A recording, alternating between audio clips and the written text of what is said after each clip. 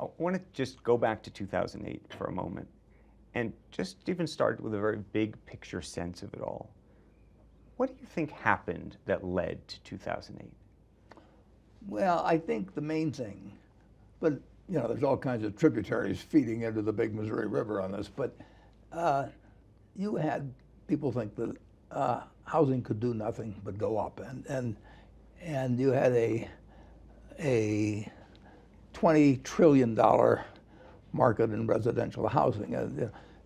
So it was a big asset class, and people started using it as a currency, basically, and they found out that it wasn't straight up, in the end, and they borrowed on them, and there were levels of participation up and down the line. I mean, people at the top were writing mortgages that they knew they'd never have to hold, so they'd sell them to somebody in Norway after they'd been put in a package, and you had people refinancing, figuring that it didn't make any difference whether the monthly payments were too high, and you had them lying on loans, and you had the lenders participating in it, and you basically just had a huge speculation in housing, and 50 million of the 75 million owner-occupied homes in the United States were mortgaged. 25 million were free and clear, so they were okay. But you literally had a crash in the value of something that 50 million families owned on margin, had thought were going to go up. They'd based their living standards on it. In many cases, they'd borrowed against it. And it was unlike any widespread financial participation anybody had ever seen. So it manifested itself in all kinds of ways. I mean, everybody behaved badly, but they believed, and when people start believing something kind of crazy, you get that sort of thing. It's early 2008, so the subprime mortgage is sort of gathering steam. The stuff over the summer of 2007 had already happened with BNP Paribas, if you remember. Yeah. Hedge funds with a lot of subprime mortgages are going under. There were a couple. You had New Century Financial go down, and Countrywide declare bankruptcy or get sold. At that point, how worried were you? Do you remember being worried?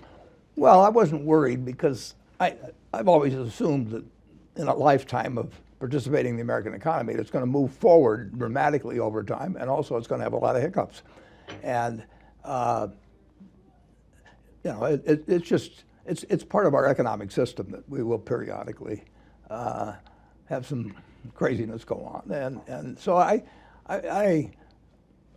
don't try to predict markets, or I don't try to predict business. I just try to adapt to what comes along. I did see in the summer of 2008, I got a call from one of the top officials of one of the main Wall Street firms trying to sell us many billions of dollars worth of equity securities in Freddie Mac, and I knew something was wrong. I mean, normally there's a market for Freddie 100 different places in the world, but when they call us, they've run out of steam, and then the roof fell in on me. On September 1st, there were 35 million money market accounts, and everybody felt they were 100% good.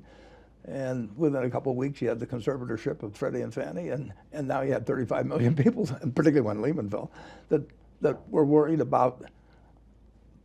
Well, there were $3.5 trillion in money market funds. A couple trillion were in other than government money market funds. Now, if you've got people worried about $2 trillion in this country, you've got a panic like you've never seen. And that's what we had. So take us back. I don't know if you remember this. This is after Bear Stearns goes down. So this is before Fannie and Freddie. Yeah. But after Bear Stearns, you get a call from Dick Fold. Right. And he tells you that his stock is getting killed by short sellers. Yeah. And there's When anybody says that to me, I get very suspicious. I'd love to have short sellers in Berkshire. How does a short seller hurt you? and he says there's an opportunity for you to invest Right. somewhere between $3 to $5 billion. Are you interested? I'm interested in hearing him out. Yeah. And what did you tell him? I told him, tell me what your ideas are, and I'll do some looking at it. But tell me what you'll pay first, and then I'll know whether I want to do some looking. And so he threw out some tentative ideas. I do remember, and actually, he said, "Can I have Hank Paulson call you?" And so Hank called about, I think it was 6 or 7 on a Friday night, and then he stopped short of giving a totally unqualified endorsement, but he was probably hoping I was going to finance it, but he wasn't going to try and sell me too hard. I'm sure he didn't feel that was right. So anyway, I spent that evening going through there, probably a 10K. I've got it at the office still where I made notes as I went through it, and it was 250 or 300 pages, and I just wrote down on the front page the number of the pages where I was finding problems, and when I go through, I knew that it was not for us. Because you saw what? I just saw a lot of things that made me very worried about their financial condition and what would be happening to them under the circumstances that were happening in Wall Street. And do you remember calling him back? He either called me or I called him. And what do you tell somebody like that when you're worried about their finances? Well, I just tell them I'm not interested. I mean, I try to be as polite as possible. I'm not gonna, I don't tell them I don't start enumerating problems to them or anything. And what did you think of him, by the way? Well, I didn't know him that well. I'd probably only met him once at a dinner at the Treasury in Washington. I remember sat next to him. The reason I remember it was I accidentally spilled some wine on him. So, but I didn't have any strong opinion about it at all. It was clear, though, that in the kind of market that was developing, they were going to need to get some money from somebody, and of course they got money afterwards. Fast forward, if you could, now to, we talked about Fannie and Freddie over that summer, but now we're in September of 2008. And this is Friday, September 12th. This is the weekend. The weekend. The weekend. And you get a call this time, not from Lehman Brothers, but from AIG, asking if you'd be interested in investing $10 billion in the company. Yep. And Christopher Flowers is on the phone. Well, I don't remember. I don't remember. I mean, Chris at some point was on the phone. I also remember the CEO of AIG being on the phone. Yes, Bob Wildenstadt also spoke. Yeah, yeah. And what did you think? Well, I asked them to send me out. I was thinking about the domestic PC operation, perhaps the whole PC operation. So I asked them if they Can I ask you to say what PC well, is? property casualty operation and insurance. And I asked them if they would facsimile out some bunch of information. I go down to the office that night, which I did. And what came through was not really useful. So I called back. I remember it's kind of hard to find them even in the building they were in. But I said that don't count on us. I know time is of the essence with you guys, so just don't waste it on me. So I'm out at that point. Now they re-enter the picture a little later, but I said I can't figure this thing out. It would have been $20-some billion, and we could have paid it if I'd known what we were getting. But I wouldn't be able to know. I wouldn't know what intercompany guarantees there were or anything else, and I don't think they knew. Whether maybe the property casualty companies hadn't guaranteed some things that Financial Products was doing or whatever it might be. So anyway, I signed off on it, and it became a very interesting weekend from that point forward. Did you have a lot of before this, did you think that AIG was in peril? Just maybe 24 hours before it. I mean, there were some signals that were going out that they were going to have a big collateral call going on in the following week. And, well, the very fact that they were calling me and, sending out stuff Friday evening at 8 or 9 o'clock in New York indicated they were in peril. Yeah, so I mean, it's a AAA company on that day. I mean, it wasn't going to be the next week, but when a AAA company is calling you at 9 or 10 at night and faxing things out to you, what does a call to Warren Buffett mean, you think? Well, it means that they know we'll act fast if we like something. So we are the best fast buyer for anything that involves in the billions of just about anybody. And they knew I'm interested in the property casualty business in this particular case. And you know that they are desperate for something that's going to close within a few days. Or they got a binding contract on. So the next day, around 6 p.m., this Saturday, September 13th, you get a different call, this time on your cell phone, from Bob Diamond of Barclays. That isn't quite right. The next day, I had a long-standing promise with Walter Scott to go to a charity dinner and performance in Edmonton. So I flew up with Walter, my wife and I flew up with Walter to Edmonton. We're in the hotel room in Edmonton, and I didn't think anybody in the world would know where I was, and all of a sudden the phone rings, and then it's Bob Diamond, and he said, we run into problems with the Brits on doing a deal with Lehman because there's some rule in the UK that the shareholders have to vote on it if it involves more than a guarantee of X billion. And so we want to buy an insurance policy whereby you will guarantee that we perform on all our, Lehman performs on all of its contractual obligations until the British shareholders of Barclays have had a chance to approve the deal. And I said, how big a guarantee are you talking about? And he said, unlimited. I said, well, that sounds a little unusual. But I said, send me the details, tell me how much you'll pay, and whatever time I get back from this function tonight, I got to go downstairs in a little bit, but I will respond.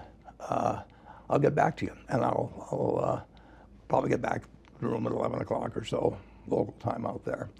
And so I went down and watched the performance. Paul Anka was there. I came back up to the room, and there was no fax for me. And I called down to the hotel manager. I said, must be a mistake because there's supposed to be a fax for me. And he said, there's nothing here. And so I stayed up a while longer, and then finally I went to bed. And it turned out, of course, that instead of faxing, they'd sent me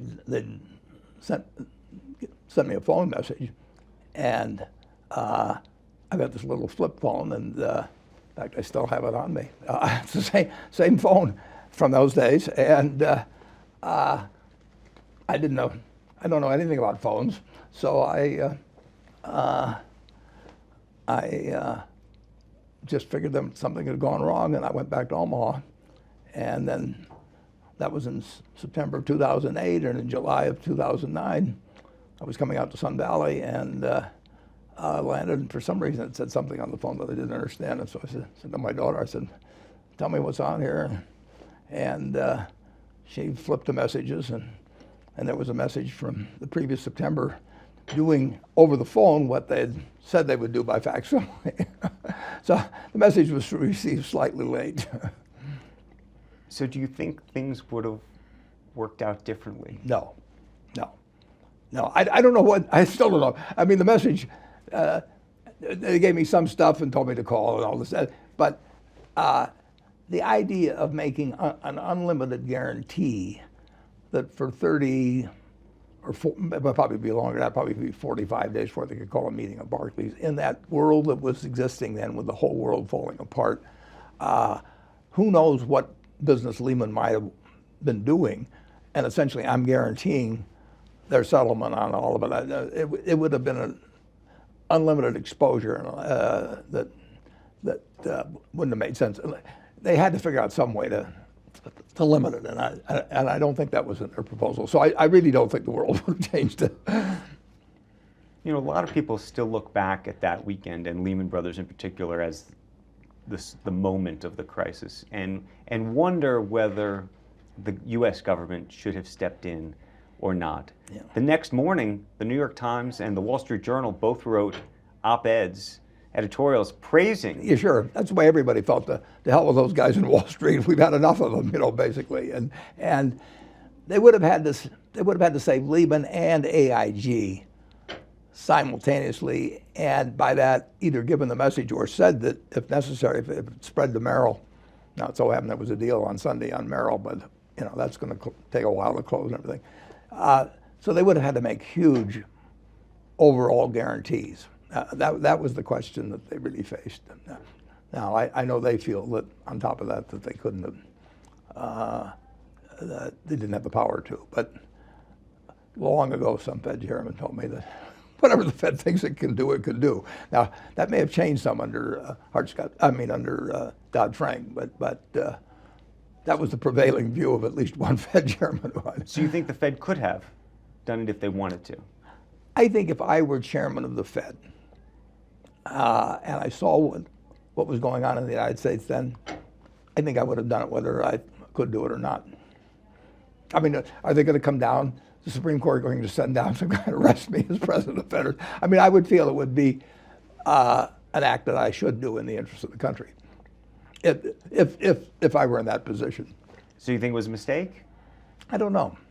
I mean, because they'd have had to guarantee so much of public opinion. Can you imagine public opinion if all of a sudden, people are losing their houses and facing being underwater and all kinds of personal problems, and all of a sudden you've guaranteed that everybody at AIG is going to be okay and everybody at Lehman's going to be okay. I'm not sure it would have been. It would have been very tough to do. How much political pressure at that time, do you remember, was on both Hank and the Fed and everybody when it came to bailout? That was huge. That was huge. I mean, I think that Bernanke, I think that Hank Paulson, I think that Tim Geithner, I think they did it and I think George W. Bush did the right thing. I think they were heroic, but you weren't going to sell that to the American people, and I don't blame them. I mean, all they knew was that they hadn't done anything wrong, and their world was falling apart. When people talk about the world falling apart, just put it, because you're so good at this, just put it in layman's terms. What do you think the edge of the cliff looked like? Maybe, well, what was on the other side? Eventually, the country, I mean, the farms don't go away, the industrial plants don't go away, the houses don't go away. They all change hands, as Gertrude Stein said, But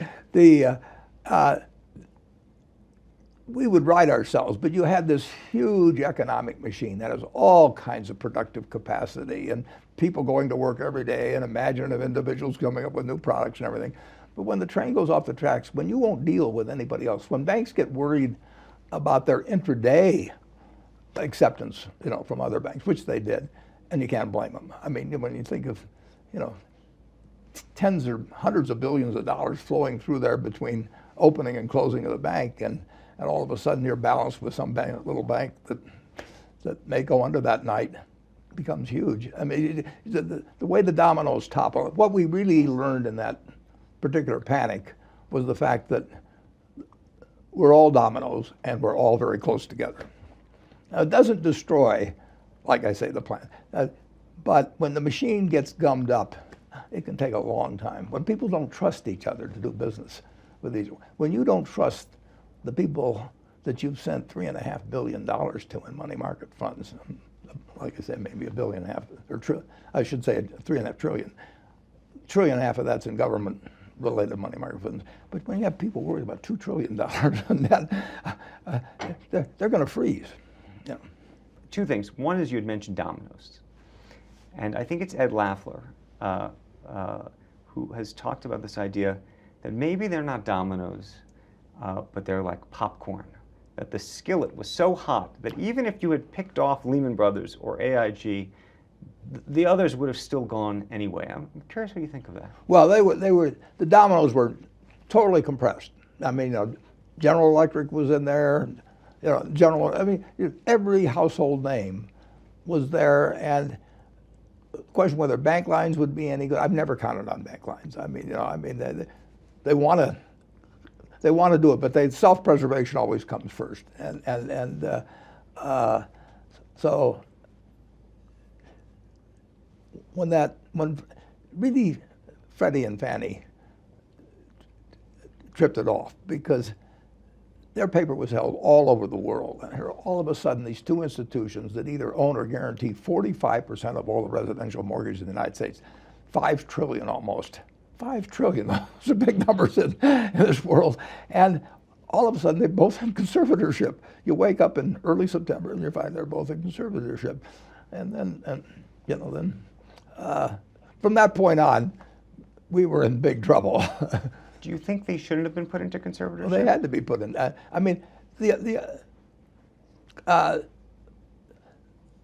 I remember, the federal government only had like a $2.5 billion line or something. I mean, they had this little line, but all over the world, people assumed it was government paper. So now all of a sudden, something that is financed, all kinds of banks owned their preferred stock. That happened to be, a big favorite with banks. It was non-cumulative preferred, incidentally. It was a very unusual instrument. But it would have said to the world that the United States has stopped. And the choice of how they did it, they didn't want to put their debt on the U.S. balance sheet. I mean, they didn't want to take them over. That's why they picked the conservatorship route. They didn't really want to take over the place. So fast forward a little bit farther to that week. So Lehman files for bankruptcy.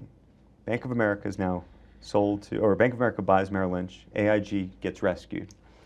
And yet there's still a serious anxiety that GE might go, Goldman Sachs, Morgan Stanley. Well, when Lehman goes, the big commercial paper holders were money market funds. All of those companies you're naming were borrowing in the commercial paper market. So you knew that pretty soon the reserve funds of the world and all those would be selling commercial paper instead of buying it. And there wasn't going to be anybody to buy commercial paper. I mean, there wasn't anybody to buy commercial paper. So, I mean, these things were just hitting one after another. And both Hank and Bernanke had to worry very much about the congressional reaction to anything they did. Congress really didn't get it. George Bush got it. I give him great credit. I didn't vote for him, but I give him great credit for understanding just how big the problem was. And you get a call later in the week about Goldman Sachs. Yeah, that was that one. That week. That yeah, weekend. That was a Wednesday, I think. So I think Byron calls you on Wednesday or Thursday. Yeah, Wednesday or Thursday. They Do you remember that call? Well, I remember the call. Yeah. When Goldman Sachs needs money, you'll remember it. And what did you think? I did think that we were in very good hands. Congress was the one that scared me. I thought we were in good hands at the Fed. I thought we were in good hands at the Treasury. I thought we were in good hands at the presidency. And I thought that there was Goldman Sachs was sound under any situation except if markets just totally were closed up. If you could, anything that creates discontinuity in markets, I mean, anything can happen then, because you got hundreds and hundreds and hundreds of thousands of contracts with derivatives on, with people on each side, and you don't know whether either guy's is going to be any good. So you can take anything but a stoppage. And I felt that the Goldman was okay.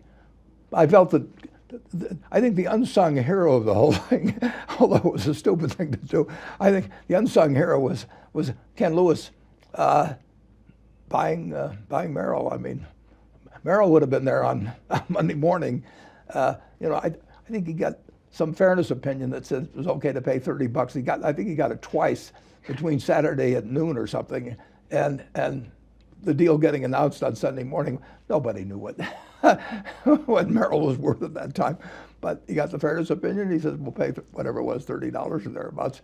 It wouldn't have been worth 30 cents on Monday. Big mistake then. Well, it wasn't for the system.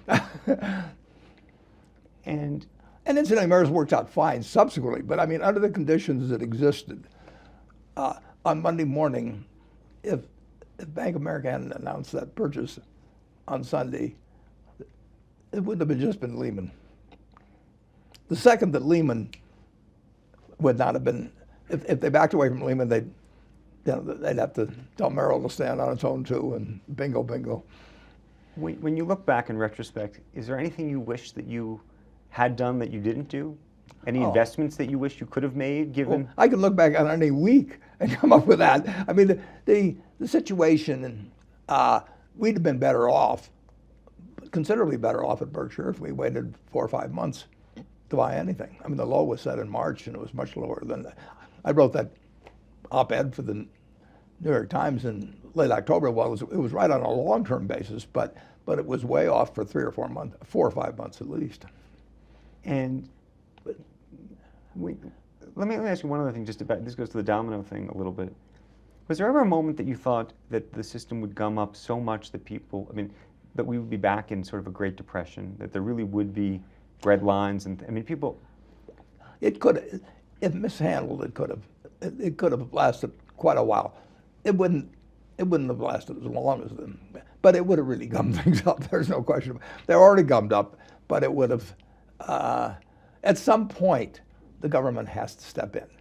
I mean, when everybody in the world wants to deleverage, there's only one party that can leverage up. There's just one party. And if for some reason they don't do it, you've had it. I mean, in the economy, you walk down there with sell orders, homes, sell orders, stocks, sell orders of everything, and there is no buyer.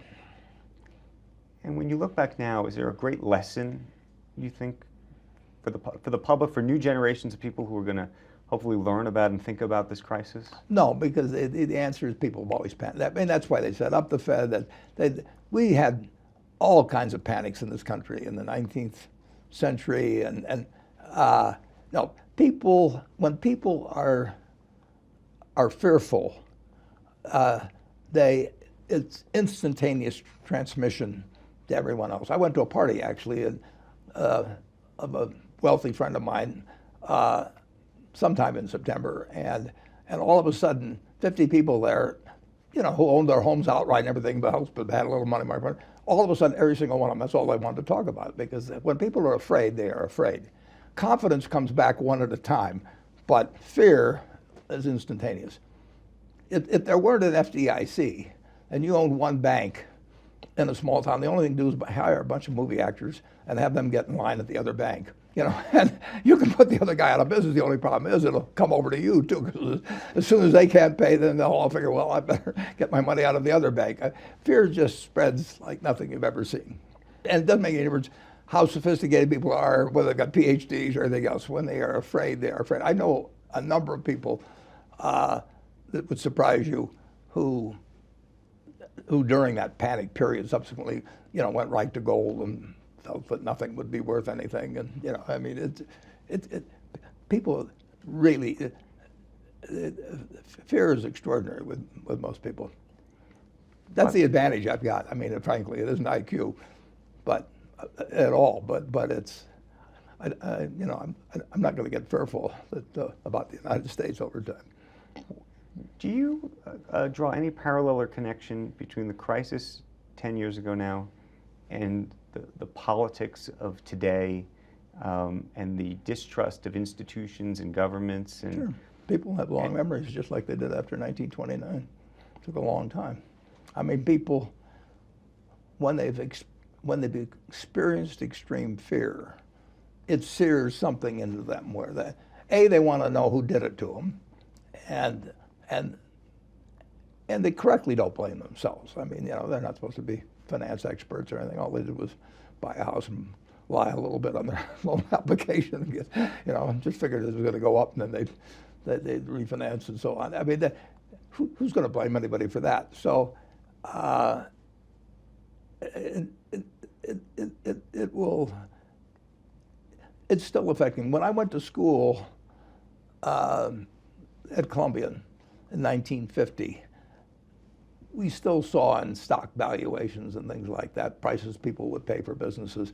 We still saw the fear from 29, and you have to, the number of people in the stock market in 1929 compared to the people, the number of homeowners in 2008, there's no comparison. So this was deeper in that sense.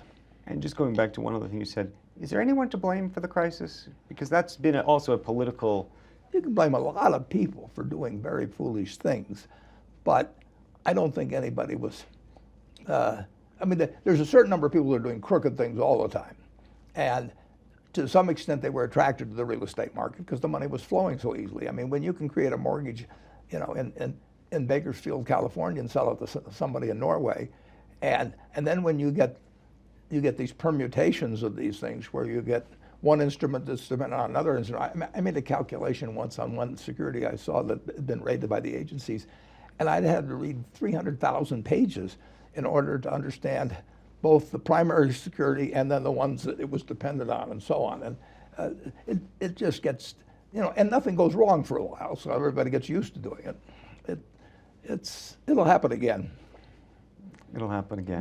But that's okay. I mean, you should conduct yourself so that you don't have to get killed by it. If you own a farm outright, if you own a business outright, in our case, the only thing we had to be sure that we did was we never owned commercial paper, and we've never owned it since.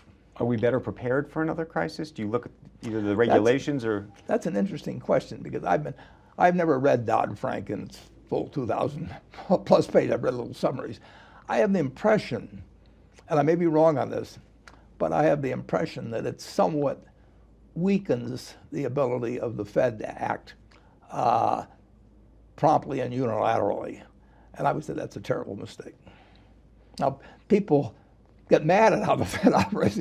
I mean, they stick it in there because they're mad about what happened in the past, and then, you know, these guys have too much power, and, you know, they could print money. Well, it's a good thing they could print money because we needed money.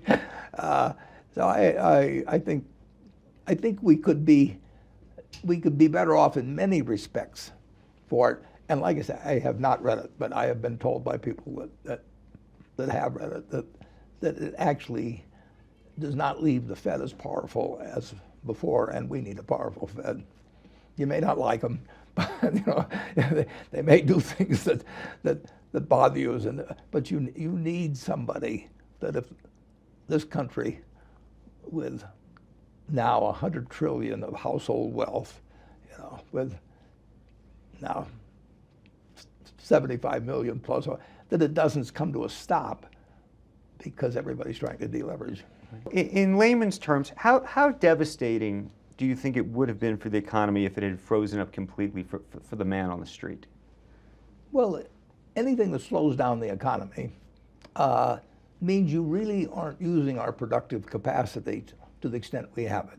I mean, the country is as rich as its output is every year. And if you do something that depresses output from its maximum possibilities, and there can be a lot of things you could do along that line, but this would be one on a very big scale. And anything you do that slows down the economy from its productive capacity, I mean, you basically have, you hurt people. Which people you hurt, who knows? But and then you've got to count on how political sentiment will react to that, and they're going to want to publish. They're going to want to punish the people who they think did it to them. They're going to want to punish Wall Street, rightly in many respects. They're going to want to punish big business. I mean, they're just going to want to punish somebody. I would too if my life got all messed up, you know, because of something I didn't understand. I would be upset about it. And I'd vote for whoever promised me that I'll get the guys that did it to you. In terms of just the sheer panic, for you, was there ever, I mean, you're not a panic kind of guy. No, not a panic kind of guy.